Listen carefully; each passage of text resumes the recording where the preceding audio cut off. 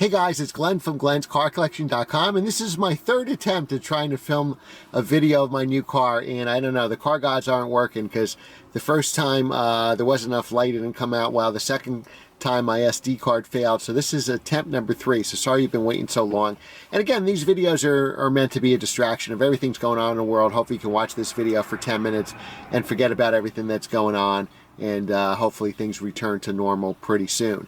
Now, this is not my new car. This is the car I bought last year, the car I'm sitting in, my E46 M3, Mystic Blue, black interior, 6-speed manual.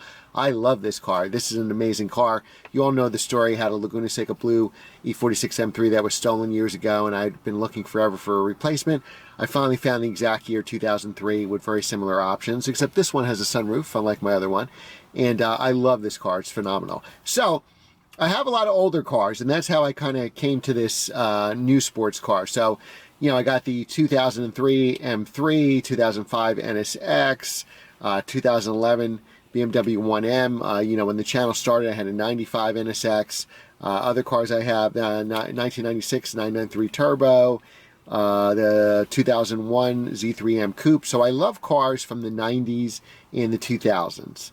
And I want to hold on to these cars for a very long time. So I want something that's new and modern for weekend drives with my friends, that's fast enough to keep up, but also a blast to drive. So I sold the McLaren and the Audi S8, and I figured, you know what I would do? I put more, I wanted a sports car that was about half the price of the McLaren, but how I would get that money, since everything going on with the economy, I probably made more in my first year of real estate than I will this year with all my deals on hold or dying. And so I want to spend less than half the McLaren money, and to mitigate my costs going forward, because the Audi S8 had very high running costs, especially out of warranty repairs, 21-inch wheels, always buying tires, and a winter setup, the whole bit, needing brakes soon. It was time to let that car go. Unfortunately, I love that car, and just lease a new car that could be my daily driver. And now my expenses on the lease, you know, you can even get free maintenance on a lot of these cars, or minimal maintenance, or prepay the maintenance. And I could, you know, as my real estate investment mind working, that I could just pay one payment, and that's pretty much going to cover everything for my new car, and that leaves money left over for a fun car. So because I have older cars, I said in the last video I wanted a car that was 10 years, less than 10 years old, 2010 or newer, so not a new car, some car that suffered depreciation, and less than 10 years old. It had to be a manual transmission, because I love, especially on spirited back road drives, I love shifting gears. I don't care if my car's a little slower to have that involvement. So I want it to be as involved as possible. In rear drive, because obviously that gives you a lot more involvement than an all-wheel drive car. So we're going to start the video in here, because once I sit in the new car, which is right there, you're going to obviously know what it is in a second. So I figured I'd give you how we got here first, and then in a few minutes we'll hop over to that car. So when I sold the McLaren, I was 100% positive I was buying my friend's Audi R8 V10 manual. Had everything I wanted. Had an exhaust on it. His was even converted to a rear drive. I drove that in a video, and I love that when I did a video last fall with the V8 and the V10. And that car was better than the McLaren in every way. And I drove the McLaren to that photo shoot, so I actually drove them back to back, so I know that. And the gated 6-speed manual was awesome. The handling was better than I ever thought. I had never driven an Audi R8 before. And even the V8 that I drove was pretty amazing. And it had the dual clutch, not the single clutch, the V8 version. So I was positive I was getting that. You know, stuff happens, and we were never able to consummate a deal, even though we had agreed on a price. So then with everything that happened with the economy and real estate being down the tubes right now, hopefully it's only temporarily, didn't want to spend that money. That was going to be very close to the McLaren money. And I said, you know what? Let me try to get a car with half the price that I'll enjoy. It won't be an Audi R8 V10 manual, but I wanted something cool. So other cars I considered came real close to an AMG GTS Mercedes, even though that's not a manual transmission. I drove an R on the track a couple years ago, and you can see that video. I'll link it towards the end here, and it was a blast to drive. So I've never driven the lesser versions of that car, but I mean, it had everything I liked except the manual transmission, rear drive, a great V8 motor, the sound, the whole bit, and a turbocharged V8 motor. And the GTC seemed like a great car to get, coupe or convertible, but they're still 6 figures now. They're new enough. The S model or the base model, I don't know. You know, they're in the 70s now, and you can still get them CPO. So that led to another thing. I thought maybe I should get a CPO car since, you know, the Audi wasn't very reliable, the McLaren wasn't very reliable. I just want a car that I can turn the key and drive. So the German cars have usually 4-year, 50,000 mile warranties. You get a car that's depreciated 3 years, you get 1 year on a bumper warranty. And if that 4-year, 50,000 mile is up, you can get 1 or 2 years of a CPO warranty, and that would solve all the problems there. Again, mitigating my repairs. Usually CPO cars have not been in an accident, they don't have paint work, and they have newer brakes and tires. So obviously you'll mitigate your costs, at least for that first couple of years. So another car I considered is Jaguar F-Type. I did an automatic on this channel, which I loved. The 400 version, I believe, the V6, also drove the V8, and I love that car. Sounds amazing. It's a great street car. It's not so much like a back road car, which is, you know, it's not, there's some understeer in the turns. It's not as nimble, but a phenomenal car. And I drove a friend's car with a manual transmission. And as much as I love the automatic, the manual is even 10 times better. And if I was going to use it maybe more for work and less back roads, I would get that car. Other cars I considered, E92 M3, another S2000. I've had two S2000s. I had an E90 M3, and I put 40 or 50,000 miles on that car when I had it. That was my real estate car, since I'm a commercial real estate broker with the back seat. I had 2 babies in the back seat in baby seats. I would autocross it on Saturdays and take it up my favorite mountain roads on Sundays. So it was a jack of all trades, would be a great car. So the F80 M3 was very close. I said, you know what? Maybe I could combine those two. It could be my daily driver and my fun back road car. Obviously, if I'm going to put 20, 30,000 miles a year on it, the running costs are going to be high. It'll still have depreciation, even though I said buy an F80 right now. You know, the new M3 isn't out yet, which will depreciate these in a few years, even though I still think they're a great buy in that 35 to 45 range. You know, obviously running costs are high with brakes, tires, because I'm going to be using it mainly for work. Most of the miles are going to be work. So do I really want that car, which is going to be really stiff for my clients? And who knows if we'll have clients in the car anymore with everything. But the running costs are going to be high. So I'm really going to have the same cost per mile as the S8, even though it'll be maybe in a more fun package, because that can be my weekend car also. And then, of course, I thought a Cayman S. What I went through with, I'm a coupe guy more than a convertible guy, so it would probably be a Cayman over a Boxster. That 718 GTS 4.0 would be perfect. Unfortunately, it's not out yet, and obviously they're going to suffer depreciation. You're going to pay 110, 120 for that car, trade it in a couple years for 70 or 80. So it's better to buy it already depreciated. GT4. 718 GT4 is just coming out now. They're about, from what I see people buying them, 105, 110 with some options on it. Those cars are still going to depreciate because they're brand new cars, right? Any car you drive off the lot, you're going to lose 20 grand. And the 918 GT4 would be great, but I think the 718s are just coming out now, so I don't think the 981 GT4s have stopped depreciating. So I think if they're 70s or 80s right now, they may go 60s or 70s. So there's some depreciation left on those cars. Also a 981 GTS. Because there wasn't a naturally aspirated, because we went to the 718 with the 4-cylinder turbo, those are really holding their value at about 65, 70,000. I think they're going to drop dramatically now with the 718 GTS 4.0 coming on, because it's going to have the same great 718 chassis that I love. The problem is, the good news is you're getting the 6-cylinder instead of that 4-cylinder. And so those are all cars that I was considering, looking every day on Cars.com, Auto Trader, the forums. Wanted to buy from a dealer, so right now I can get a temporary plate. DMV's closed in New Jersey. It's been closed for about 12 weeks or so. So if I bought privately, I want to be able to register it. So I wanted to buy from a dealership where I can get a warranty, whether it's leftover 4-year, 50,000 mile warranty, a year left, or a CPL warranty that would give me at least a year, preferably 2 years. So that's kind of how I went. And then one night, you know, I was showing my daughter some cool color cars on Instagram, and my little one said, hey daddy, you should get this car in this color. That's the car you really want. And she wants that car too. You know, she has the same car taste as me, and my kids are, you know, they're younger, they're gonna be car girls in the future. They're gonna do probably a lot more cars than even I've done. So you know what, I did a search, I don't remember if that was that night or the next day, and I found that exact spec. And the good news is it was only 100 miles from my house. And I said, you know what? It's meant to be. That's enough for me. And I went and got it.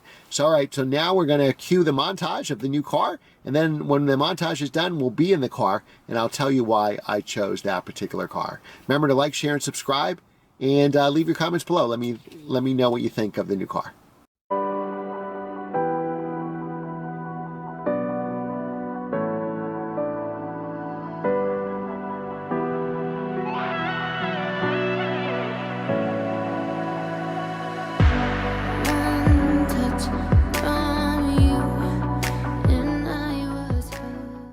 All right, here it is. Obviously, you just saw the montage. It is a Miami Blue 991.2 911. So Miami Blue was only available on the 991.2 cars and on the 992 cars. And what I've heard from Nick Murray, he just told me the color was discontinued. So if that's true, even better, because this is my favorite color.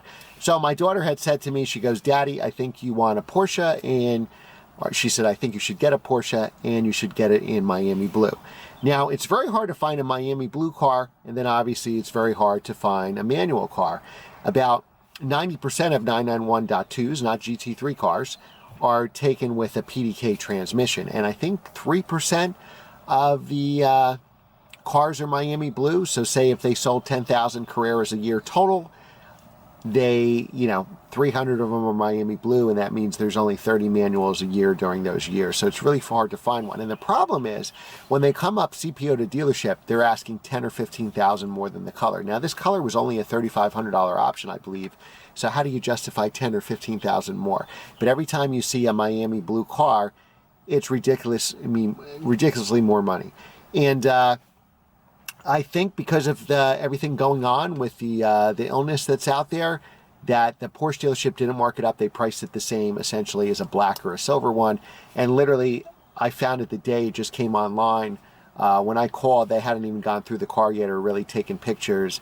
And I wound up, negotiating and putting a deposit on it. And they gave me a great trade-in value for my S8. I had tried to trade that in on an F80 M3 before the illness and everything back in February, and I got a lot more money for it now. So I don't know if the first Porsche dealer was hosing me or what, or Porsche dealer.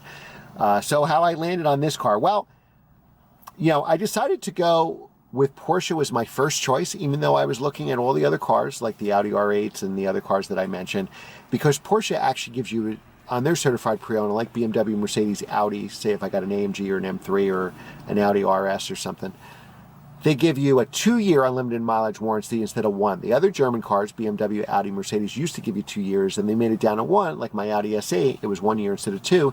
And unfortunately, that second year is where all the problems happen. So they're saving money doing that. Porsche is the only one that I know of that still gives it 2 years. So that was really my first choice. And it was Miami Blue. And this car, we'll get into the options in later videos, this car was spec'd exactly how I would spec it if I was buying new. Now, one of my lifelong dreams was to walk into a Porsche dealership and point to the car I want and take it home. I wasn't allowed, with the illness, I wasn't allowed in the dealership. I had to wait outside, but I saw it in the window there. And one of the next videos we'll do on this car, go through the options. And once you hear the options, you'll know that this is the car for me. Now, this is only a base. It's not an S or a GTS. Previously to this, I had driven all of them. And honestly, when it came to, if you're buying it for me, yeah, I'll get an S or a GTS, or for that matter, if you're paying for it, I'll get a GT3. GT3 is about double the cost of this money, and obviously the GT3 is the most popular model now on the 991.2. It outsells the regular 911s. So obviously with a 992 GT3 going to come out next year, or whenever it's going to come out, it's going to devalue all those, and I don't think they've bottomed out yet. So this car already had depreciation. It had only 8,000 miles when I bought it, only 8,000 miles, and now it's 9,000 miles. I didn't really like the first version of the 991.1 with that electric steering. I really didn't like it at all. The turbocharged version with the 991.2 is way better in my opinion. I would take a 991.2 over 991.1 any day. And obviously, even the base model with the turbochargers now is as fast as the S was on the previous car. And I believe it's also as fast as the GTS with the manual transmission. I didn't want GTS because I didn't want center lock wheels. You can get, even though it's very hard, you can get sport exhaust and some of those options on base or Carrera S models. And I liked, they're all 3-liter flat 6 turbocharged engines. The base model, which I have, the S, which is also the 4S and everything, and the GTS. And the difference is bigger turbos. The problem is with bigger turbos is more turbo lag. So driving all those 3 engines, I like the base much better because even though it's turbocharged, just like Nick Murray and other Porsche experts said, and this is my 4th Porsche, so I might be a little bit of an expert too, this feels most like a normally aspirated engine. When I drive this car, half the time I think it's normally aspirated because the turbos are smaller and they spool up right away. You don't notice the turbo lag that you notice in the S and the GTS. And to me, if you saw hints on the channel, You know, the perfect car for me would be manual rear drive, normally aspirated engine, because I like that response. Well, this gives me the performance of a turbocharged car and the response of an NA engine. So actually on the 991.2, I like the base the best. And honestly, if I was buying a 992, I think I would go with the base as well. But it's fantastic. You know, I've put probably close to 1,000 miles on it already.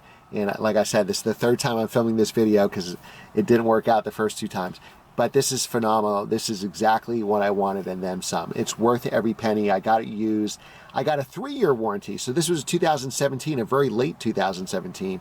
So it still has 1 year left on the 4-year, 50,000 mile warranty. And then when that expires, or if I hit 50,000 miles in the first year, which I won't, I get a 2-year truck going by, a 2-year, 50,000, 2-year, I'm sorry, unlimited mileage warranty when that ends. So technically I can drive this for the next 3 years, put 100,000 miles on it, I'd still be covered with a warranty. So it's even better than a new car warranty, because remember the new car warranty expires at 50,000 miles. And obviously to meet the spec, it has to have no accidents, no paintwork, has to have newer tires, newer brakes. So I should be set for a couple years here and just have to do maintenance. And a lot of this stuff you can do on your own. And if I really miss that extra horsepower, which I don't think you will, you could always tune this car to get the horsepower. The only difference, obviously, with the S and the GTS, besides the bigger turbos, they have more cooling. So like if you wanted to track this car, maybe you don't want to tune it because you're not going to have the cooling. There's a sunroof here, spoiler alert, but there's no like glass roof here and the car's off, so maybe I get some more light in, so forgive how dark it looks here. But this is a phenomenal spec car. I hope you enjoy this car, Miami Blue stick shift base. I'll get into the options in the next video, and when you hear those options, you'll say, oh, this is definitely a Glenn car. So how did I do? Leave your comments below. We're still going to get the daily driver. I'm supposed to be picking up the daily driver today, the day that I'm filming this video. So I still need time to actually drive it and do some B-roll. So that'll probably debut next week, what my new daily driver is. So let me know what you think of the Miami Blue in the comments below. And then let me know your final guess for the daily driver now that you know what the sports car is. And that'll be revealed next week. And a lot of videos to come on this. I'll get some good exhaust clips, some spirited driving clips. And then we'll go through the options. And I'll go deeper on why I chose this car over the others. Thanks again for watching, guys. Remember to like, share, subscribe, hit the notification bell, and I look forward to reading all your comments below. Thanks again for watching, and I will see you next time.